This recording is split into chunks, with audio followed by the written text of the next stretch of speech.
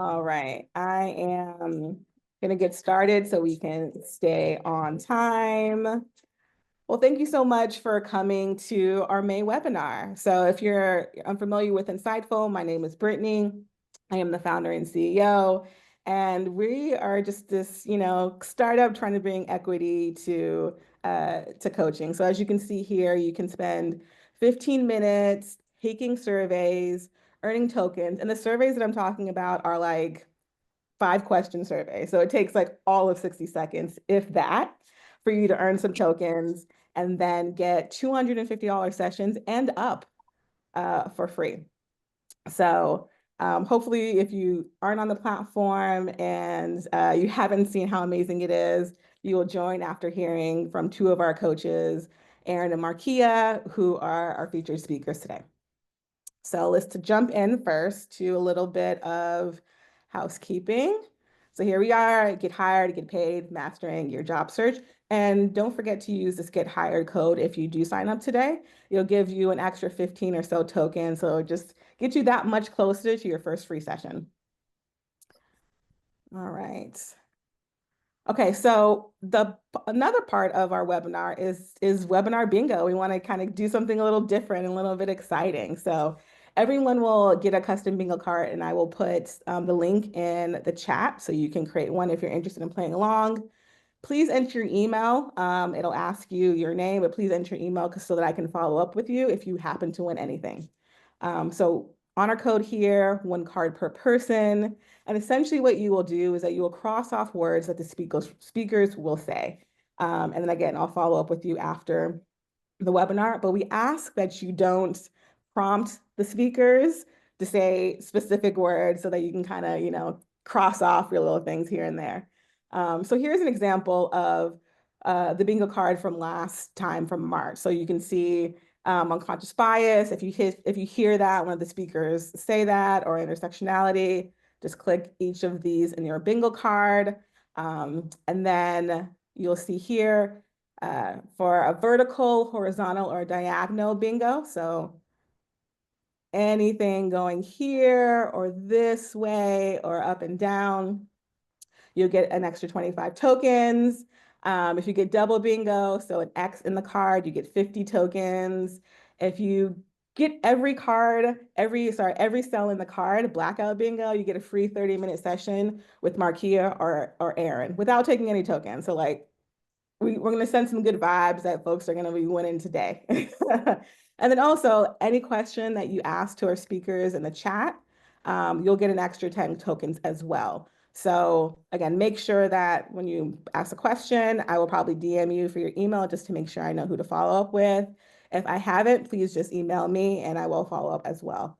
Again, don't prompt the speakers to say the bingo words. We're kind of going on, a good vibe here. I just kind of want to make things nice and fun. All right, so enough of me. You're really here to hear from Aaron and Markia. And so what we will do first is hear from Aaron. He's one of the first coaches on this platform. So thankful to have him. And he's a job search coach and people analytics coach, excuse me. So Aaron, I'll hand it over to you. Like, tell us all about getting hired and what we can do in today's kind of market. Yeah, perfect. Well, first off, Brittany, thanks for having me. And also thank you for building Insightful app. Like, if you're not on this platform, I don't know what you're doing, to be honest. Like, I've had clients get thousands of dollars of coaching for free, like free. It's a beautiful thing. Sign up, use the invite code, get hired. It's a beautiful thing. It's a timely time to talk about getting hired because I think anybody who is looking for a job or is even just on LinkedIn knows that it is not super duper fun out there if you're looking for a job. And it's really frustrating. I have a ton of clients who, before I start talking to them, they're, ready to kind of give up. They're wondering what's going on. They're cursing AI and the robots for ruining everything. There's a lot of stuff happening, so it's very timely thing. There's a lot of macroeconomic things that are influencing the job market right now.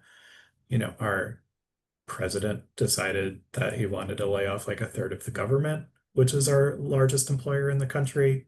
Yeah, AI is a thing that's really hurting entry level and mid level roles. Um, you know, Kind of a pseudo recession, high inflation, there's a lot of things happening. So we have a super competitive job market, and the question that we're trying to figure out the answer to is what do we do to help ourselves get a job? So I think about getting a job in kind of actually, before I take a step or before I hop in, I'm just going to introduce myself real quick and my background. So, my name is Aaron Rodriguez. In my like professional, like non-coaching life, I'm the head of people analytics, compensation, and HRIS for RVO Health, which is kind of like a pharma tech company in the Charlotte area. Um, Part of the reason that I started coaching, honestly, is because in one of my previous roles, my job was essentially like king of layoffs. I helped reduce a company by like 30% over the course of a calendar year. And by the end of it, I was sort of emotionally broken. And what I realized was because of my experience in HR and specifically people analytics, studying how companies make decisions, how people make decisions, I had a really unique insight into the job search process. I literally did like long studies on why do people hire people? Why do people think are good at work? Why do people think people are good at work? Right? So it's people's perceptions of others and what makes people think they're good at stuff. So, um, what I realized was because I understand HR technology, because I'm the one who bought the tools and signed the contracts and owned the things, because I've studied how people make decisions, because I've recruited for roles myself. I've hired 30 something people over the last couple of years. I have an open role right now, right? I know what is happening out there, and I wanted to help some people. Um, so now, with all that prologue, I'm going to jump in. So there's two parts of the job search process. There's everything that happens to get somebody to call you for an interview, and then there's what happens after you get called. In order to get a call, and this is the part that frustrates everybody, because you send off applications into the ether and you get rejection, sometimes right away, sometimes you never hear back. It's immensely frustrating, and anybody who's ever looked for a job understands that. I always say that there's three ways that you can get somebody to call you. One is you can cold apply. Cold applying is hard, right? Just hitting the go button on an application. Um, Even the best of resumes only have a 4 to 6% like call rate. And if I were to cold apply, what I would want to, or what I would, you know, counsel you to do is focus on projects, not responsibilities. I want to be able to hear what are the discrete things that you did for your company in your last couple roles. And I want to be able to see how that translates into the job that I'm hiring for. The other thing that I would really suggest is make sure that you're applying to jobs that like you're well suited for. Because the person on the other end of the screen who's scrolling through these resumes, and I'll tell you, my job, I had 400 applicants in like a day and a half. And I'll tell you, 80% of them were completely unqualified, right? You don't want to. So that tells me two things. Number one, people are getting desperate and they're just hitting the button for everything, right? And the other thing is, if you are qualified, you still have a chance, right? I did find resumes of people who are in my line of work, and I was like, yeah, that's good. Like I'll talk to this person. So it does work. I mean, that's how people get jobs. The second thing is somebody helps you networking, right? Um, the best way to really do this is, I mean, you can reach out to strangers on LinkedIn. Like reaching out to strangers on LinkedIn will play some or have some added benefit, right? It's more than zero. But the strength of a referral, I think, is in accordance with like three main variables. One is how well you know the person, right? So a stranger, like I'm not really going to ride that hard for a stranger, if we're being honest, and nobody really will. I don't know you. I don't want to put my reputation on you. Whereas if I've really worked with you side by side, I'm going to go bug people and try to get you in if I like you. The second one is closeness to the role, right? So if somebody wants a job in software engineering and I'm in HR, I don't have that much influence. I don't. Like I can try, but realistically, that person doesn't even know me, right? And then the third one is seniority. If you're trying to get in through an intern or through an entry level person, that has a lot less sway than the CEO, right? So for me, when I'm like in the job search and I'm trying to like proactively network, what I try to do is A, go find the people who know me and try to lean on them, right? You try to, you got to ask for favors. And if that's not the case, and I'm going to talk to strangers, I want to at least make sure that I'm talking to the people on the team, like people who will be hiring for roles that I'm interested in, or peers of those people, right? Try to get as close as I possibly can because there's no point in me trying to network with somebody in finance if I'm in HR. It's not going to do me any benefit. Then the last one is somebody finds you, right? Optimize your LinkedIn. LinkedIn is the one thing where it is all an algorithm, right? It's just a search thing in the same way that Google is a search thing. So if you have the right words in your header, if you have the right experiences, you have the right job titles, you have the right location, you're optimizing for people finding you. So a couple of things that I would suggest if just as like key pieces of advice, make sure that you have more than 500 connections on LinkedIn. From what I've understand, um, you become a different user category in LinkedIn once you have more than 500 connections. They start showing you a lot more ads, and because they start showing you more ads, they make money off of you, and then they give you stuff. So I actually had a client, his name was Jim. Jim No, no, no. It was Justin Jones, like the most generic. Like you just randomly generated two names. Um, there's a lot of Justin Joneses on LinkedIn, and we were connected, and he had paid me, right? Like he should have showed up. And when I typed in Justin Jones, he was on the third page for me, and I was connected with him. He crossed over 500. He became the first one in my list. It's a really like important thing. Also add recruiters, add people in your city, right? Because those are the people who are going to be looking. So, oh God, we're running up against 15 minutes. So, big picture, that's how you get somebody to call you. To interview effectively, try to summarize this in 2 minutes. Interviewing is simply trying to convince six strangers that you'd be really good at doing something. That's all it is. It's spoken word, right? They don't see your work product most of the time, right?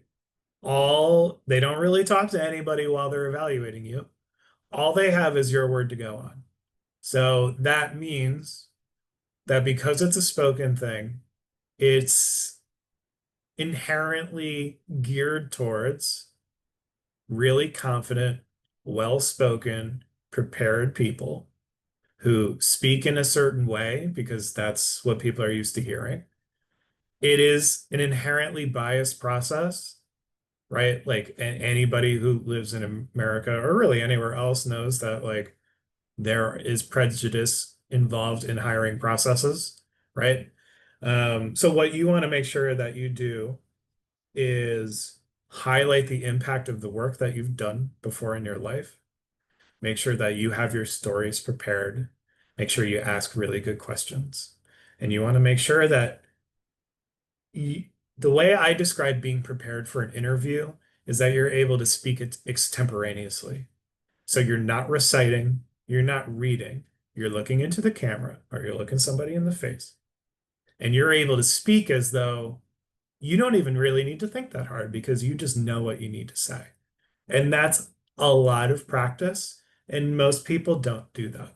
That's 20. When I recently got hired, I was on the job market for a grand total of 6 days. I hadn't interviewed in a while, and I spent 3 full hours prepping for my 10 questions. I spent an hour and a half writing, and then an hour and a half practicing speaking freely about my experiences. So, the main takeaway is making sure that you're able to really engage and build that relationship with the strangers because it's hard to make people like you in 30 minutes. It's like speed dating, right? You only have, so much time. You have 1,800 seconds to make somebody like you and want to give you, like, depending on the job, anywhere from 50 to $250,000, right? That's a really big sale that you're trying to make really quickly, and they don't want to give it to somebody they don't like or don't believe in.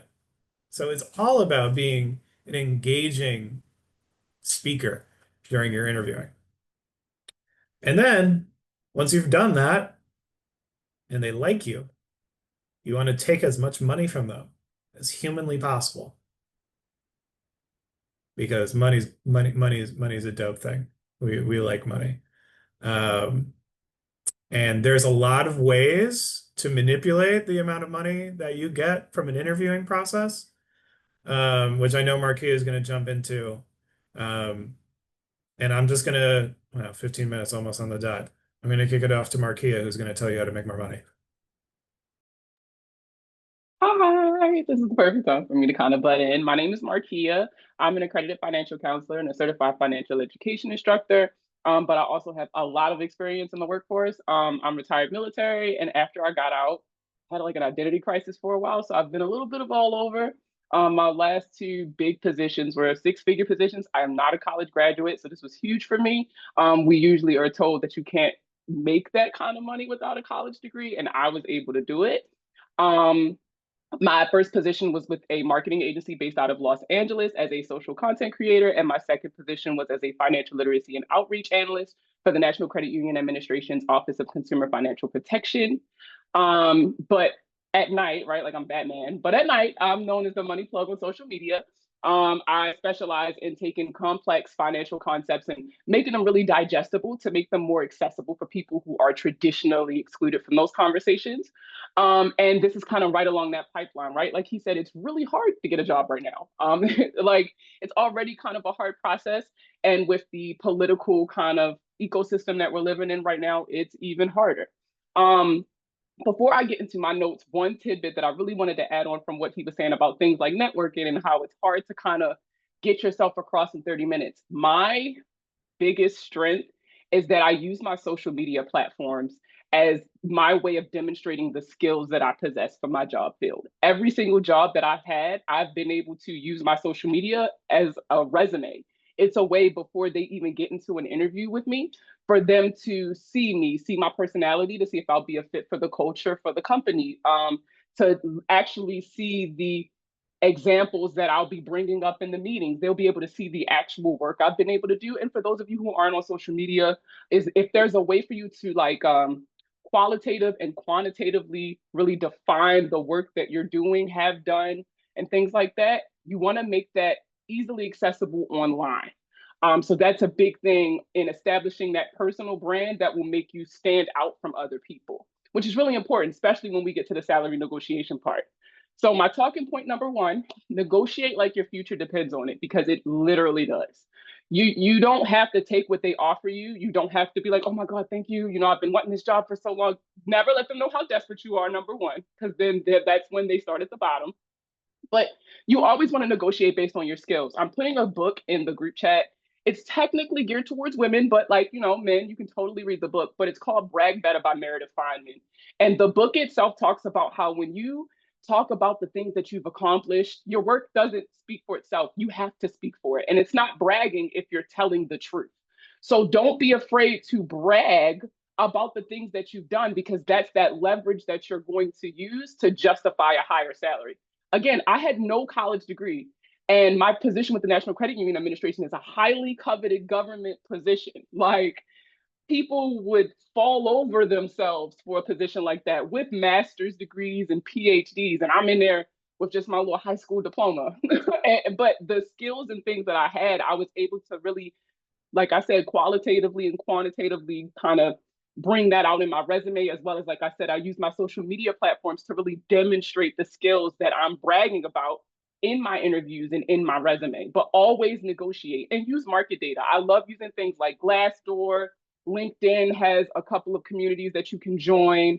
And really just talk to people who are in the space. When he says networking, you don't have to just network with HR or people in your exact position. Network anywhere within the companies. Let's talk about what the range of salary is so you can be a little bit more realistic when you have to talk numbers in your meetings. Number two, your benefits package is a hidden bag.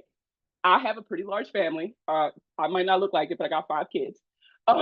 And so things like healthcare, that's a huge pocket crusher when it comes to like how much I pay out of pocket and things like that. So I'm able to look at the benefits packages that these companies are offering me when they send you your final offer to see if it just makes sense for me, because I don't want to pick a policy. I need to pick a policy that's going to benefit my family, but also benefit my pockets, right? So you want to look at the 401k matches, right? That's free money. You want to look at HSA versus FSA, the tax-free healthcare coverage and the savings that's going to come out of that. Do they offer tuition reimbursement or certification reimbursement, right? Because you're going to want to invest in your skills, which I'll talk a little bit about later. Wellness stipends. Are there any commuter benefits? Life insurance. When I lived in LA, and this is something that I've literally only seen there, but when I lived in LA, we got free gym memberships. We got massages in the office, right? Like you were able to bring your dogs into the office so you didn't have to pay for boarding. Like they even reimbursed you for adoption fees if you adopted a dog because the office was just so dog friendly. So you really want to dive deep into those benefits because they can save you so much money over time. Talk point number 3, right? Don't just get the bag, secure it long term. Your offer letter isn't just a paycheck, it's a blueprint, right? So it's going to tell you the bare minimum of what to expect, but obviously over time you're going to get more money, they'll probably add more benefits. So you want to build from there. And you want to start as early as possible with planning. I'm a coach on the platform, and one of the offerings that I have is like financial prep sessions. So when people first get jobs, the first thing I say is, all right, let's have a meeting and bring your total compensation package benefit, like breakdown. We break down everything so that you can have an accurate depiction of what your first couple of paychecks will look like, minus anything you got to take out. And then from there, we'll build on this is what you can expect. Normally, if you have debt and stuff that you want to prioritize, you're able to play with the numbers before they come, not necessarily after. So you're taking a preventative approach, not necessarily a reactionary approach to your finances. So you're kind of like geared up and ready to go, and you can build from there. Number 4, know the traps so you don't fumble the bag. The biggest thing when people get new jobs is lifestyle creep. That's the first thing that I typically see with people in their money. When you get that first good job, you want to buy all the nice things. You want to go all to the nice places. I'm a seafood bowl girly. The first thing I want to do when I'm having a good day is buy a seafood bowl. First thing I want to do when I'm having a bad day is buy a seafood bowl. So it's like, I have to make sure that I'm budgeting for certain things a certain way now because yes, I'm making more money, but I would like to keep that money. The whole point is to hold on to a little bit more of that, not necessarily just give myself more money to spend. Don't make any big decisions right away either. A lot of people will get a job and now, oh, I want to buy a house, I want to buy a car, I want to do this.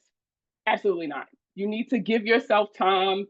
That's why I'm really big on the financial prep sessions. You want to make sure that the ground is as stable as you perceive it to be, especially when you're in your probationary period with a job, which right now for the federal government, it's about a year to 2 years. In the corporate space, it's usually about 3 to 6 months, sometimes longer, depending on how much they're paying you. But you want to make sure that you're not like counting your chickens before they hatch. You want to make sure that you're not making these big financial decisions off of a temporary situation, because if anything happens and you lose the job in your probation period, that's going to mess everything up if you weren't planning properly. Another thing is that the next talking point, so it's the 5th one, use your paycheck to buy options, not just stuff, right? So every dollar should help you build that flexibility, not just funding brunch, not just, picking up the tab, not just more money for DoorDash, right?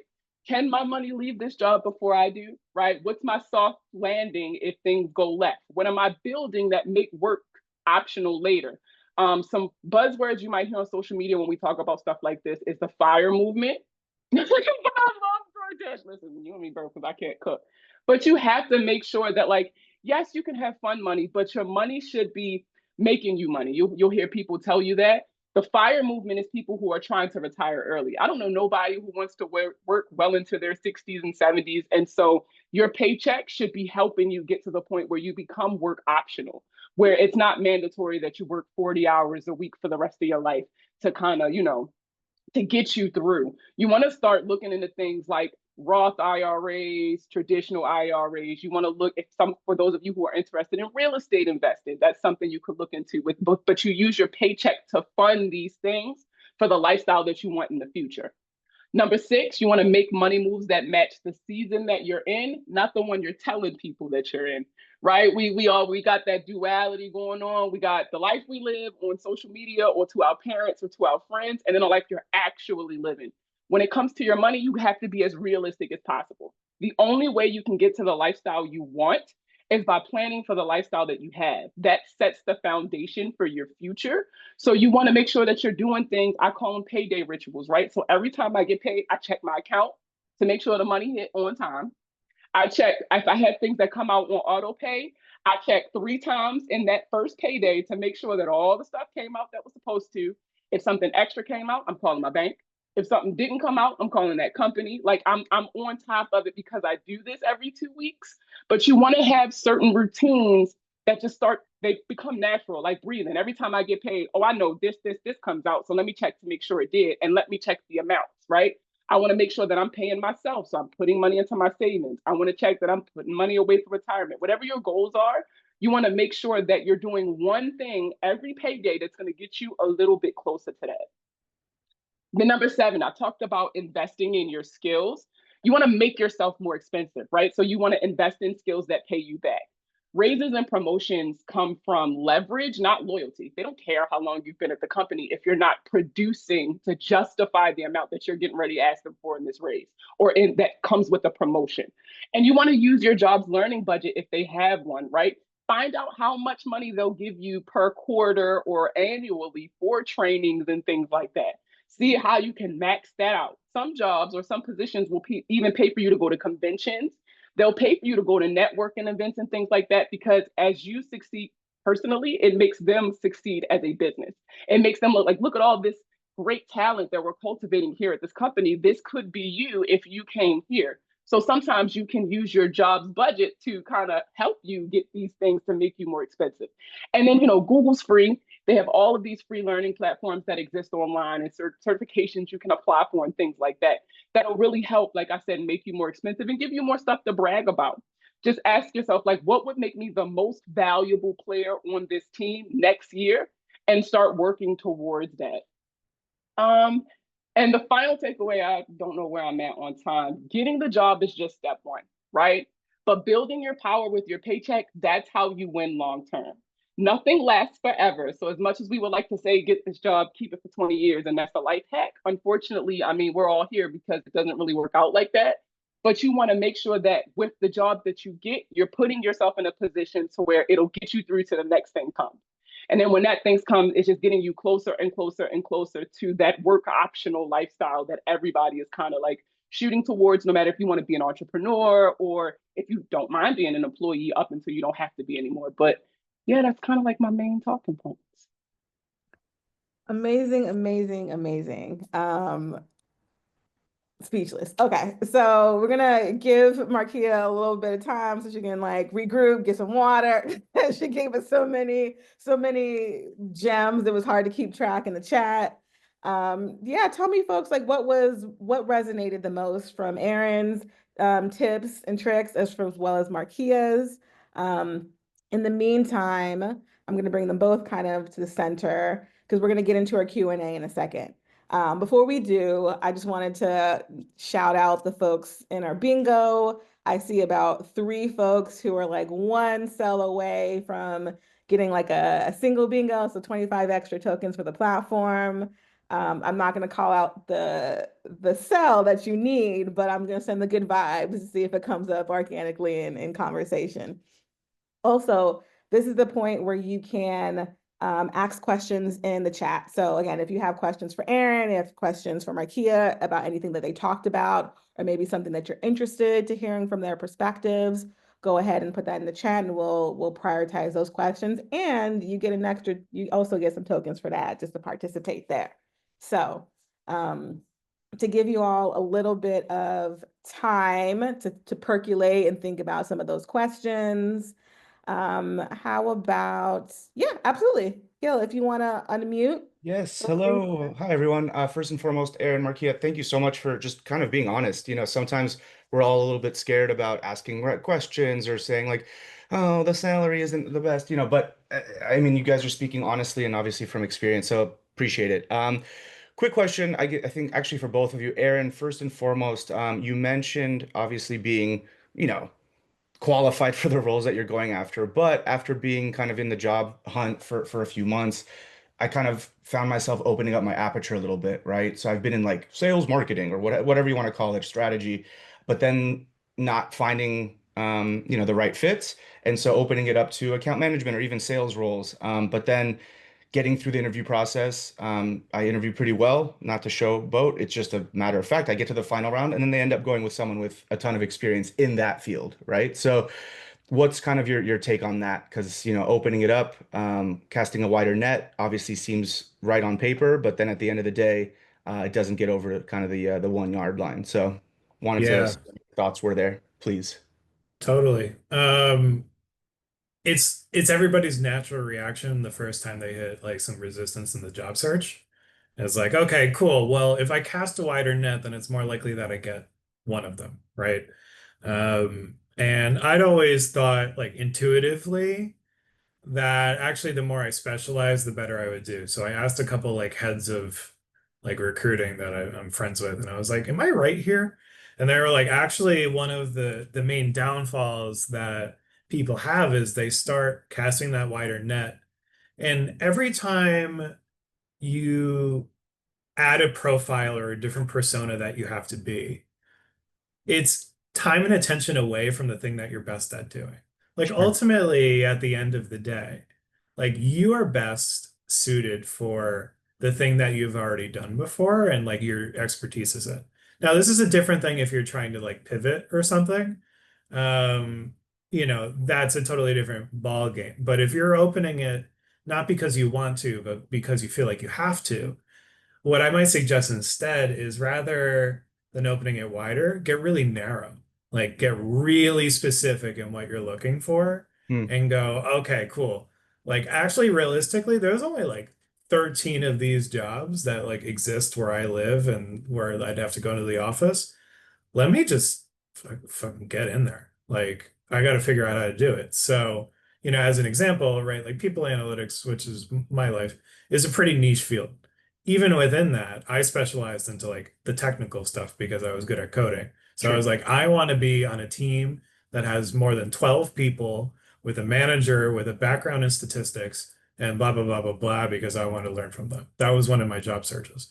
And I figured out that there was like 10 companies and I went and just weaseled my way in there like hard. I was like, let me just message just a bunch of people, go figure out what I got to do to get in there. Because realistically, like the thing that I want, the thing that you want is the thing that you're best suited to get. Yep. And I think I would just remember that. Cool. I appreciate that. And then one quick follow-up, and this is I think more so for Markia, but as far as salary, I know that obviously we want to negotiate and we want to get that higher end of the, spectrum if they give one, et cetera, or range rather. But, sometimes we're clawing at it and we need that paycheck and sometimes you kind of face that I'll do it for anything. And I'm a little bit older in the game and seeing, entry level kind of roles that are a salary that I'm okay with but that I technically am, above. I'm not above anything, but it's that tough little delicate balance. Any suggestions or recommendations there? Yes, and I actually have some tips for you for the stuff that Aaron was talking about too. I always say that when you are on the job hunt, you have to be your own marketing company. If you are kind of coming up against that wall where you feel like you're just not getting anything, like he said, I don't think like zooming out is the answer, not just zooming in, but you need to zoom in on your UVPs, right? So what makes you you and what would make you an asset to any team that you're on, right? And then you want to lean into that heavy. For me, some things that I do to really stand out is number one, Eventbrite and me, we go together real bad. Okay, I am at every networking event you can think of in the area that I want to work at. I can find a lot of free networking events in the industries that I'm interested in there, as well as just going on LinkedIn and seeing what everybody's doing over the weekend, right? Go to Like I'm not sure what space you work in, but when I was breaking into marketing and advertising, I was where all the marketers were. Like I was going to all the random like grand openings at events and passing out business cards, and not just business cards. That's another thing that I think is so underrated right now with how popular social media is. These are my business cards. These are actual PVC credit cards, right? Like the material with raised numbers and everything. Like you don't see that. That's one of those things that like people hesitate to throw it away after a convention. It's something that sticks out. I wear very bright colors when I go to interviews or any kind of marketing event. So if you're not afraid to stick out in that way, I wear very bright colored glasses that they don't really match my outfit like this do. I just thought this looked good on Zoom. But like I usually will like do bright colored glasses because it makes you stand out. You want to stand out as much as possible. Even if you are not the most skilled, if you are not the best technical kind of candidate, sticking out just in those very small ways could also give you that leverage. Because if they remember you just kind of like meeting you that one time, imagine the impact you'll have on their organization. And then when it comes to salary negotiation, I get what you're saying about, you know, you're not above anything, but you are. And I really think you should read that book, Brag Better, because you are. You don't take things just because it's not like a here. Like I'm gonna take it just because yes, you need it, but like if they're willing to pay you that, they would have been willing to pay you more than that. Like you got to think of it like if they're paying me $100,000 a year, there has to be a return on this investment. So that means technically I'm bringing in millions of dollars, right, for this company every year that I'm working for. So this means that technically, yeah, you could go up on that salary if they're saying like, oh, bottom salary 75,000, right, 75K. If I know that my resume has the qualitative and quantitative skills that justifies higher than that, I'm going to fight for that. And you use that data. That's why I say you want to brag as much as possible about yourself on your resumes and in these interviews, because that's the justification right there. You are better than some things. You should not have to settle for salary. And any company that's trying to say, oh, you know, we can't do that because it's an entry level. Well, are you asking me to do entry level stuff? Because I mean, if you come into me, that means I'm qualified for this position. I'm not overqualified. And you know that I'm a little bit more than just entry level. So you should be willing to kind of pay me higher than that. But it's like, it's hard to really articulate, but it's an attitude. It's an attitude that you come into the meeting with based on the information that you already have. And you don't have to argue it because the proof is in the pudding, if that makes sense. Awesome. Okay, so we got a couple of questions in the chat, so we'll move over to Scott's questions. For job applications that ask, what is your expected salary? What are your thoughts on how to approach this? Always start with market research. So you want to look at other companies who are hiring for similar positions in your area is very important, because I cannot stress enough how people will look at salaries for a position in California and they live in Idaho and they think that they can ask for that money. The cost of living in California is completely different than Idaho. So you want to be very specific in the area that you're looking for, but it's all about market research. See what the average company is paying for that role, and that's your starting point. If you have the skills to justify that, then you kind of just like start from there. That's your floor. Yeah, just to piggyback on that, like compensation at a company is a formula. Like we all just buy surveys from one of like five places, and all we do is cut information because it's essentially in order to get the information, you have to give them your data that says like here's how much everybody makes here. So it's just like a survey and a formula. So if you know that this company, like most things that dictate salary ranges are, to Markia's point, uh like location, level, the type of job itself or like job function, and then revenue of the company, right? Like just Google and Nvidia pay more than like the startup down the road, right? So if you're able to go, hey, all right, well, this job is in Seattle, so I'm going to look at Seattle-based companies with a revenue roughly the same amount of revenue as this one and try to find those jobs at similar companies or on Glassdoor, that'll give you a good starting out range. Awesome. Okay, so we answered Jenny's question in the chat around cover letters. Oh, can I just put something out there on the cover letter thing? Okay, so I'm gonna rant for a second, and I apologize in advance. Do you? So, like I said, I'm hiring right now, and I know everybody's like really excited about AI and stuff. Okay, I only get AI generated crap in my job applications. And it is so frustrating to me to see people have these templated letters that have nothing to do with my job dropped in here because somebody said that they need a cover letter, which is why, Jenny, to your point, I was like, I only want the cover letter if it is specific to you and this job and why you want it. And to be able to write that takes like effort and like thought and care and customization.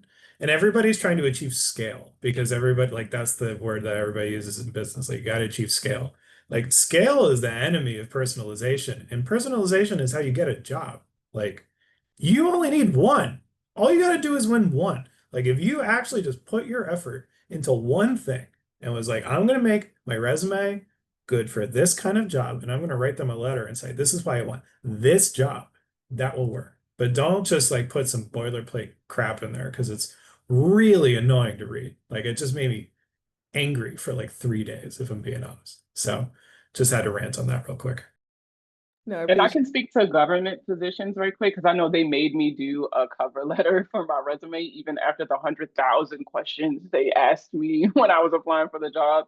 And the biggest compliment that I received was that I have a lot of skills. I have an extensive career in a lot of different things. But my cover letter was geared to my top skills that would directly benefit the organization. Like he said, it's all about personalization. Do research, have numbers, use data, things that they can go back and check themselves. Like, oh yeah, we did do that. Oh, so they can help us like do this, this, this. Like you wanna, it's like your highlight reel essentially if you're gonna do a cover letter. And it needs to be personalized for that particular job. You cannot copy and paste it for other positions with other organizations. Facts. Okay. From Nicole, do you have any advice for changing industries or getting back into an industry I haven't done in 10 years? There's an industry that prevents me from doing the job I have done. What are your thoughts on quality remote work? So maybe start with the changing industries or getting back into an industry.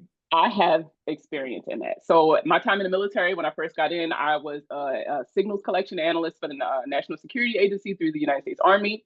From there, I became a civil affairs specialist. So I worked in psychological operations. And then I got really tired of that for a while and not being able to come home and talk about work. So I decided to be a truck driver for the Army up until I retired due to an injury. And because of my injury, I could not go back to being a truck driver. So I had no choice but to pivot. And that's how I got into personal finance.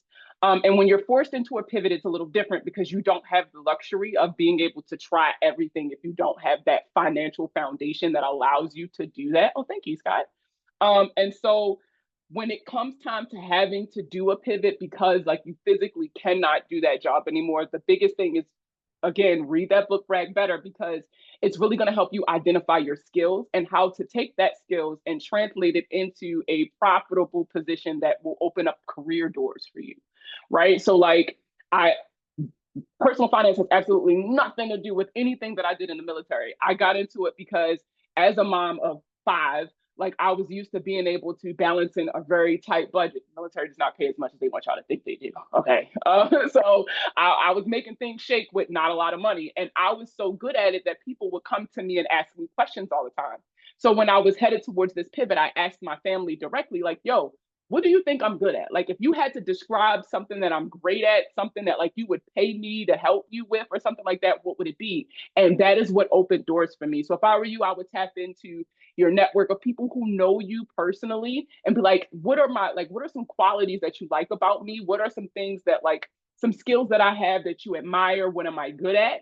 And then from there, do research, see what jobs those skills kind of translate into and kind of work it through there. But the biggest thing about a pivot is your mindset. You have to get that together because it's really hard, especially being older. I'm 32 now.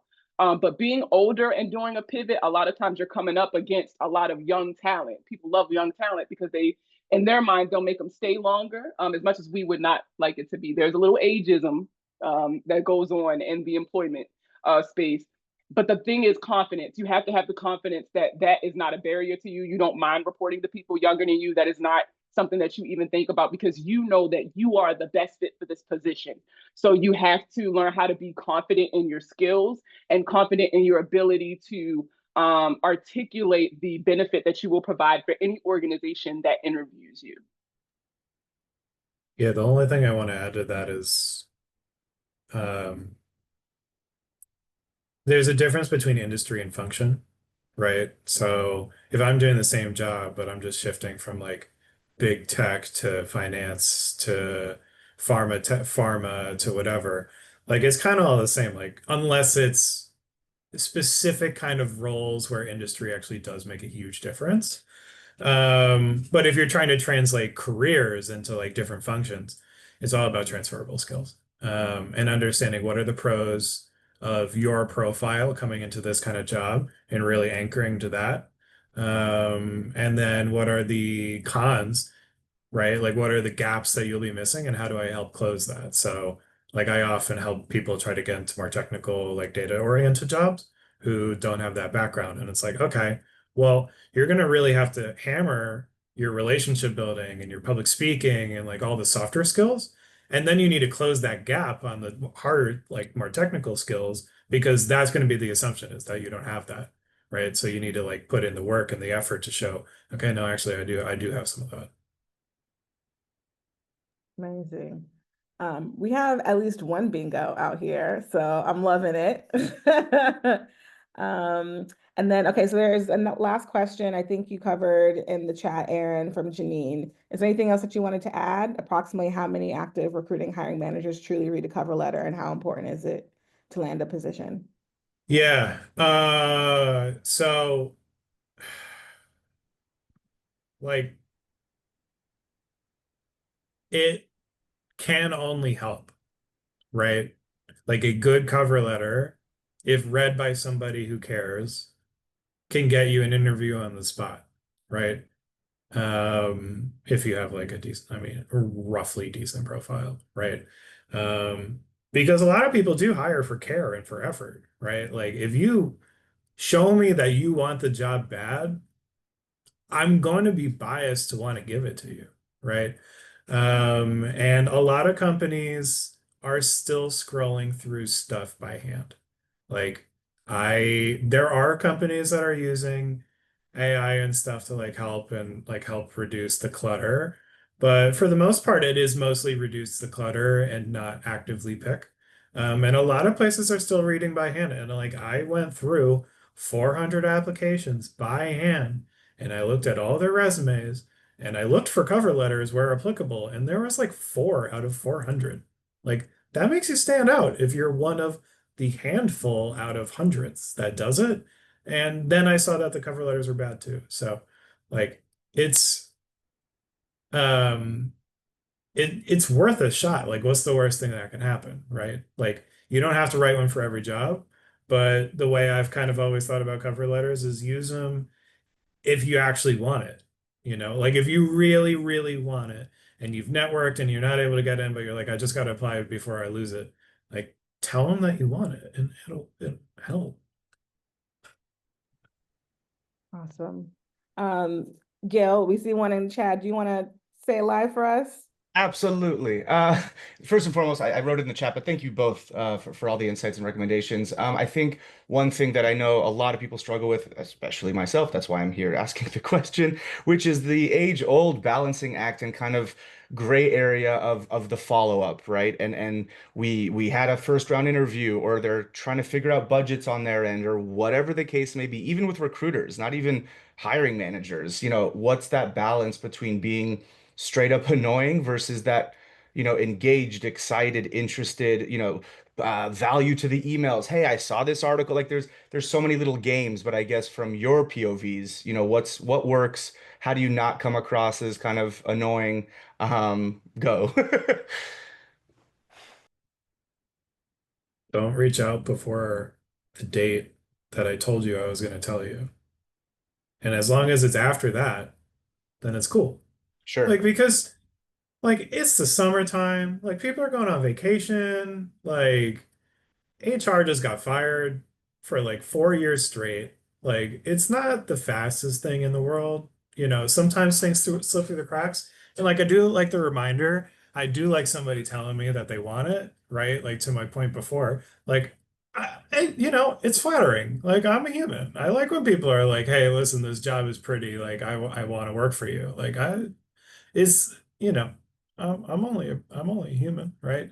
But if I'm like, "Yo, I'm gonna tell you, like, give me a week and a half. Like, I got to talk to some people," and then you message me 2 days later, and you're like, "Hey, I just want to follow up and see how it's going." I'm yeah, I said a week and a half. Like, don't please don't. Sure. Also, if you are going to use AI tools to help write your thinking, please change the name in the thing so it doesn't say "Dear bracket hiring manager," because I got one of those emails yesterday and I sent them a note back that was like, "Hey, next time that you want somebody to give you $100,000 for a job, I might double check your work a little bit, like just a little bit, like just a smidgy." Yeah, I sent the screenshot to a whole bunch of people and then rejected him from every job that I applied to at the company. So, like, it's nice, be nice and be kind and don't be stupid. Like, it's kind of almost that simple. Well, thank you. LinkedIn is a very good way to stay top of mind without being agitating. So connecting with people in the organization so that way if you post, they can see your posts. So like being active on there after the interview, demonstrating the skills and stuff you told these people you had in this interview, like that's a way to stay top of mind without like feeling like you're doing too much by reaching out to them, but also like play it by ear, right? Every industry is different. Every person is different. Get a good feel. And you can honestly ask during the interview, like, hey, I'm really big on following up, just so I can kind of track the progress of, how my application is going. Like, what would you prefer? When would you like me to reach out to you again? Like that sort of thing. Don't hesitate to ask. Like, let them tell you what they would prefer. Beautiful. All right. So we're coming to the end of time. I want to thank our amazing speakers. You can see why I wanted them to share all this information with you. So as a reminder, Aaron Rodriguez, Markia, the Money Plug Brown. I did put their LinkedIn and Instagram in the chat, so feel free to follow them on all the things. They're also, again, our featured coaches on the Inciteful platform. So if you're new, this is the website, www.incitefulapp.com.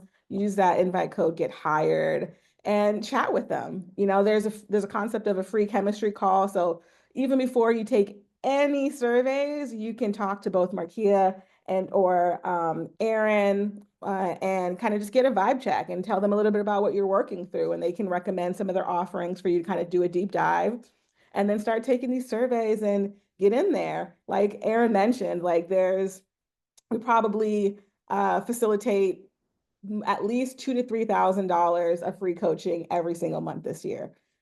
So like get in on that train while it's going, all right? Like, because I'm essentially building what I wish I had way back when.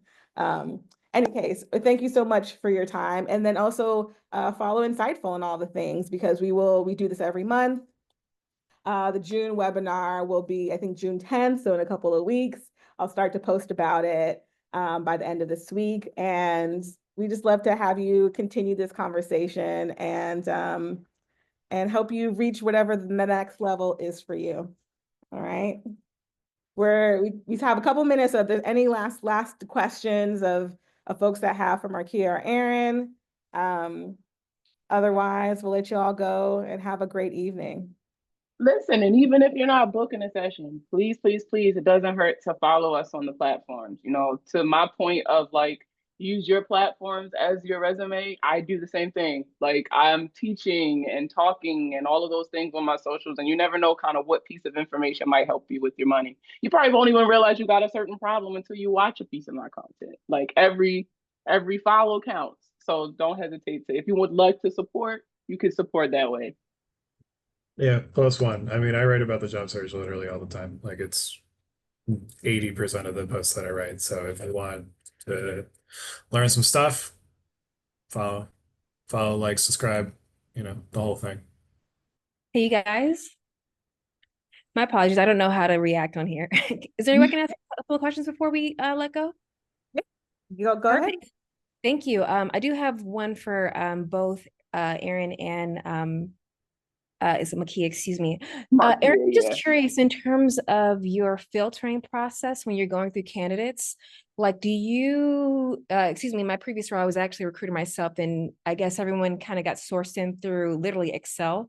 I'm curious for you, how do you, I guess, filter or prioritize candidates that you go through? Obviously, I know the criteria, but how do you kind of make that assessment of who you will go through first and so forth in terms of ordering?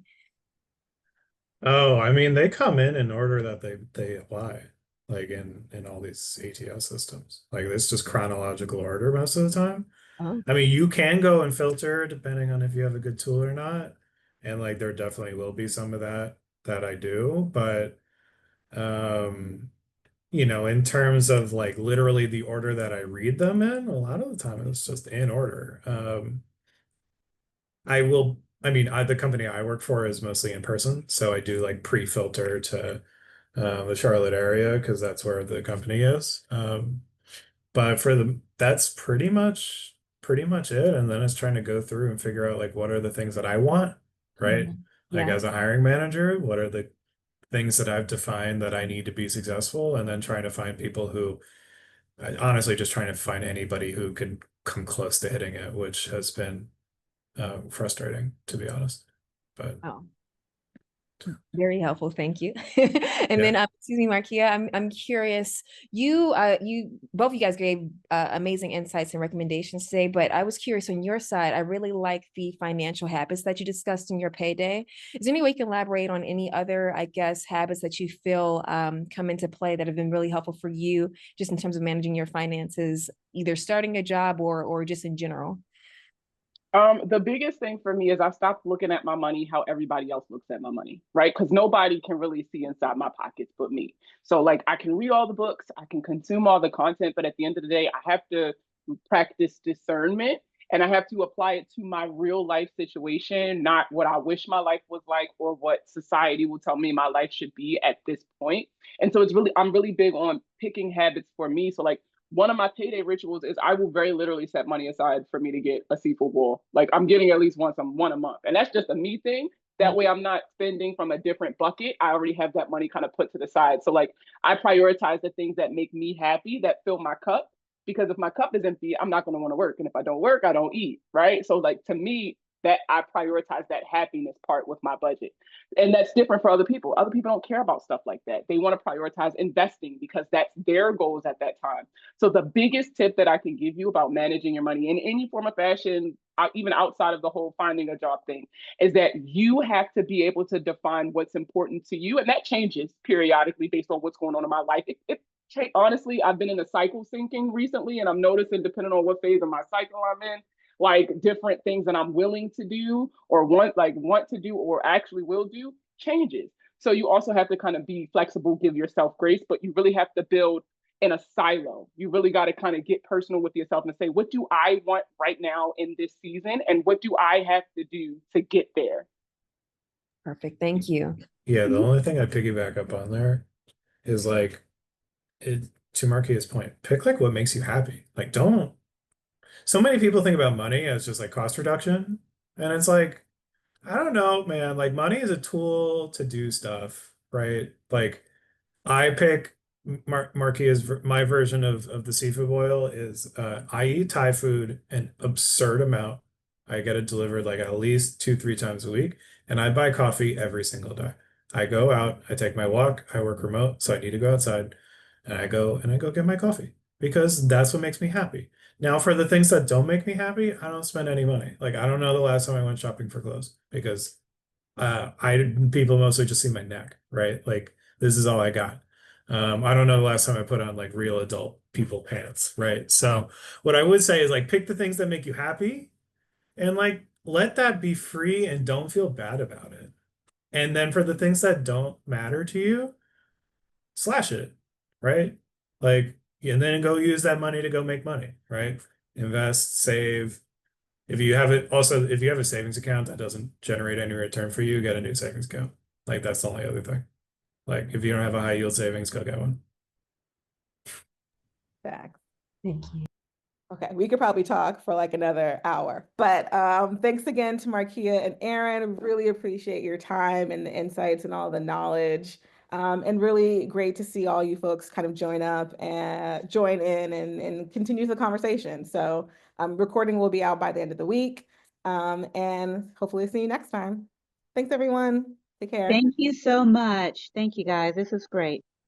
Absolutely. Bye.